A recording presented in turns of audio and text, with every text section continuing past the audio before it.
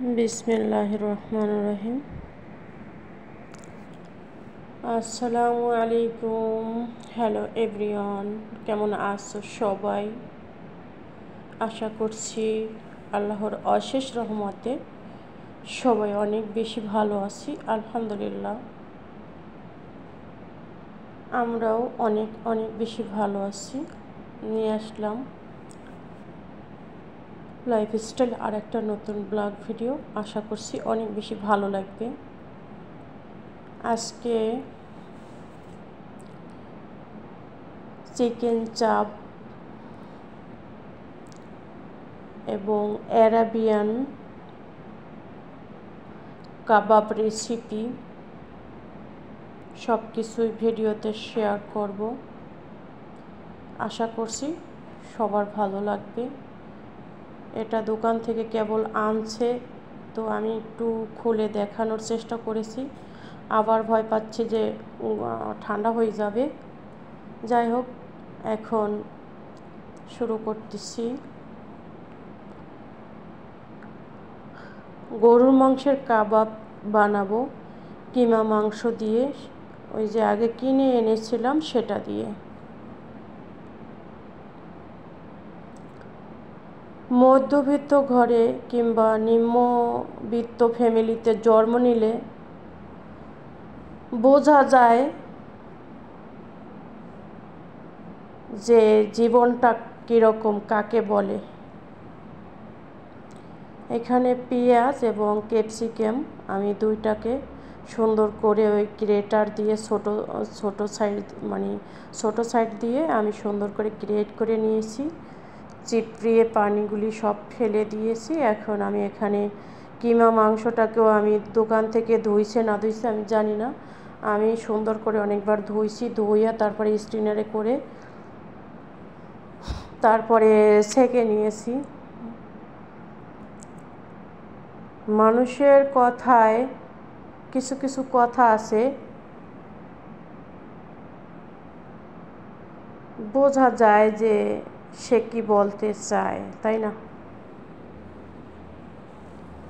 মানুষের কথার মাধ্যমে অনেক কিছু সম্ভব বোঝা।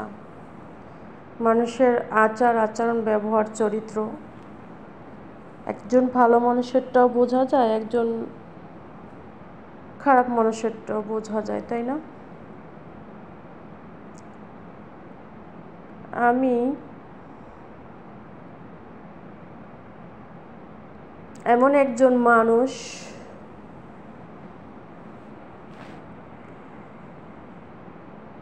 আলহামদুলিল্লাহ, আমি সহজে মানুষকে কষ্ট দিতে জানি না, খুব কম। কিন্তু যারা প্রতিনিয়ত আমাকে কষ্ট দিচ্ছে, ধৈর্যের বাঁধ ভেঙে গেলে তখন তো আর উপায় থাকে না, তাই না? যাই হোক, আসলে যার কষ্ট আছে সেই কষ্টের মূল্য বুঝে, আর যার কষ্ট নাই সে কিন্তু কখনো কষ্টর মূল্য বুঝবে না, বোঝা সম্ভব না। অনেকে আবার বোঝে, শতকরা 99 জনের মধ্যে 90 জনই বোঝে না। যাই হোক, আলহামদুলিল্লাহ। এইখানে আদা রসুনের পেস্ট, তারপরে গরম মশলা, ভাজা জিরা, আমি সব কিছু দিয়ে দিছি। মানে যা যা মশলার প্রয়োজন সব মশলা আমি এখানে দিয়েছি। এখন যাতে এটা ভেঙে না যায় আমি একটুখানি আটা দিয়ে দিছি, যাতে এটা দিয়ে একটু পাইলিংটা ভালো হয়। ডিম দেইনি আমি, কারণ সব জায়গায় তো আর সবটা পছন্দ হয় না, করে না। আমি এটা অ্যারাবিয়ান কাবাব রেসিপি আমি দেখাবো, কি করে দেখাই, কেমন করে কি করি, সবটার সাথে থাকলে দেখতে পারবা, বুঝতে পারবা। এগুলি বানিয়ে আমি ফ্রাই করব ওভেনে। দেখতে থাকো। এই যে এখানে আমি একটা অ্যালুমিনিয়ামের পেপার বিছিয়ে দিছি। এখানে একটু তেল দিয়ে দিব। তেলটা দিলে ভালো, না দিলেও কোনো সমস্যা নাই, কিন্তু ওঠাতে একটু কষ্ট হইতে পারে। আমি তো তেল দিছি, তেল ছাড়া করি নাই, তাই অতটা সঠিক বুঝি না। জীবনে সফলতা পেতে হইলে অবশ্যই সঞ্চয় করতে হবে। সঞ্চয় ছাড়া কিন্তু কোনোটাই সম্ভব না। সঞ্চয় না করলে দেখা যাচ্ছে যা ইনকাম করছি সবগুলি আমার শেষ হয়ে যাচ্ছে। এই যে কাবাবগুলি আমি বানিয়ে নিচ্ছি, আর এখানে 4টা টমেটো, 2টা পেঁয়াজ আমি সুন্দর করে ভেজে নিচ্ছি, মানে রান্না করে নিচ্ছি। এইটা কীরকম কি করি দেখো, এখানে একটু সস দিয়ে দিব, তারপর একটা ক্রিমি দুধ আছে ওটাকেও দেব। এই যে এখান থেকে একটু দিলেই যথেষ্ট, বেশি লাগবে না। আর এই যে এই দুধটা আমি পুরোটা ঢেলে দেব। এটা দিয়ে এই রান্নাটা হবে। তারপর কি করি দেখতে থাকো, হয়তো দেখতে দেখতে ভালো লেগে যেতে পারে।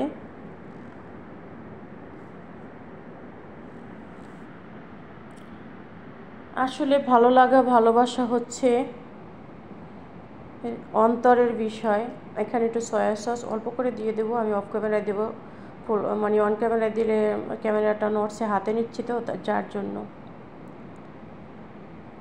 মানুষ পাল্টাতে সময় লাগে না, আজ একরকম কাল একরকম, এটা স্বাভাবিক, অস্বাভাবিকের কিছুই নেই।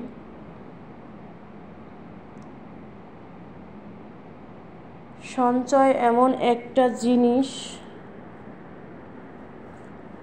যা সবার পক্ষে সম্ভব হয় না। এখানে আমি আলু সেদ্ধ করে নিয়েছি, তারপরে আলুর ভিতরে সেই কাবাবগুলি আমি এভাবে করে দিয়ে তারপর কিন্তু আমি এই যে ইসে দিয়ে দিব, ওভেনে আবার দেব। ওই যে একটা তৈরি করছি, এই যে সবটা কিন্তু আমার আলু, এই যে আলুটা সেদ্ধ করে মিক্স করে নিয়েছিলাম অফ ক্যামেরায়, আলহামদুলিল্লাহ হয়ে গেছে। এখন ওই যে মিশ্রণটা তৈরি করছি দুধ দিয়ে এবং টমেটো সব কিছু দিয়ে, এখন এটার উপরে দিয়ে দেব। এটা হচ্ছে অ্যারাবিয়ান একটা কাবাব রেসিপি বলতে পারো। এখন এখানে চিজ দিয়ে দেব পরিমাণ মতো, যতটুকু আমার প্রয়োজন। চিজ দিয়ে তারপর আবার ওভেনে দেব আমি। এইভাবে কেউ খেয়েছো নাকি? একটা ইউনিক রেসিপি, খেতে ভীষণ মজা হয়েছিল, আলহামদুলিল্লাহ। এটা ছিল রাতের খাবার। এই যে আমি ওভেনে দিয়ে দিছি, এই যে এখানে হইতে আছে। আজকের এই অ্যারাবিয়ান কাবাব রেসিপি তোমাদের কাছে কেমন লেগেছে? এই যে দোকান থেকে এনেছে, ওটাকে একটু খুলে দেখানোর চেষ্টা করেছি। জানি না তোমাদের কাছে কেমন লেগেছে। ভালো লাগলে লাইক, কমেন্ট এবং সাবস্ক্রাইব করে চ্যানেলের সাথেই থেকে যাওয়া। একটা আনে নাই, কিন্তু আরও আছে, ওটা আর এখন খুলি নাই। হ্যাঁ, আর একজনের ভিডিও দেখছি। এই যে হয়ে গেছে আমার অ্যারাবিয়ান কাবাব রেসিপি।